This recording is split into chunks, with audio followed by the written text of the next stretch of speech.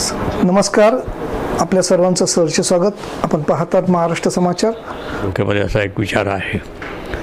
परवा मंगळवारी डॉक्टर बाबासाहेब आंबेडकरांची जयंतीच्या निमित्ताने या ठिकाणी त्यांच्या फोटोला पुष्पहार घालून ती जयंती चांगल्या प्रकारे साजरी करावी.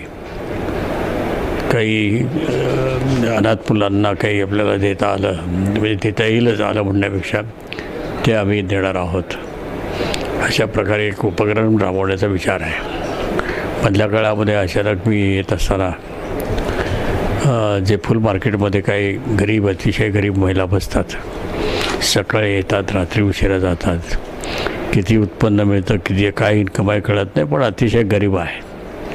म्हणून अचानक मी निर्णय घेतला आणि त्या प्रत्येकाला एक साडी त्या ठिकाणी दिली मी, आणि मिठाईचा पुडा. आता गेल्या 15 महिन्याभरातली गोष्ट आहे. तर हे उपक्रम आपण राबवले पाहिजेत. आपणही ज्या परिस्थितीत गेलो त्याची जाणीव आपण ठेवली पाहिजे.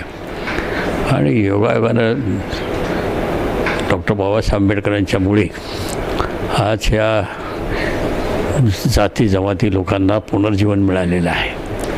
याचा अगोदरची परिस्थिती काय होती आणि आजची परिस्थिती काय आहे. खऱ्या अर्थाने आयोगाचं काम करत असताना माझ्या लक्षात आलं की अजूनही अस्पृश्यता संपलेली नाही.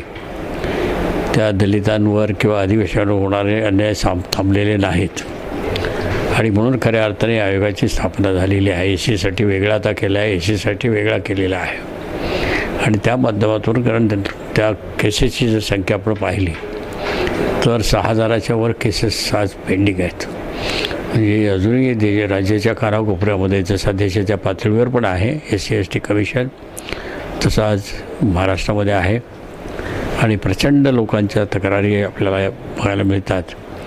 आणि खऱ्या अर्थाने अजूनही आम्ही किती म्हटलं की आमचा देश डेव्हलप होतो आहे किंवा झाला, हे त्याच्यावरून काही वाटत नाही.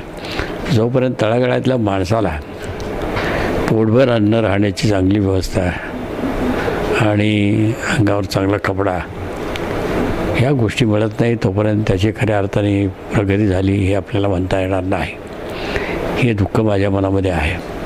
आणि ह्या गरिबीचे चटके फटके आम्ही पण खाल्लेले आहेत, जातीचे खाल्लेले आहेत.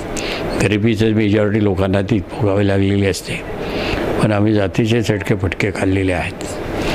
आणि म्हणून आपल्याला काय जास्तीत जास्त करता येईल हे करण्याचा आम्ही प्रयत्न करतो.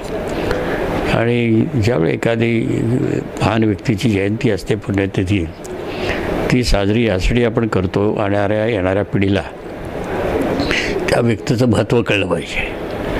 आणि त्याने कशा संघर्षातून जीवन त्या ठिकाणी उभं केलं आणि इतरांसाठी काय बेनिफिट मिळवून दिले, ह्या सगळ्या गोष्टी खऱ्या अर्थाने त्यांना अवगत व्हाव्यात.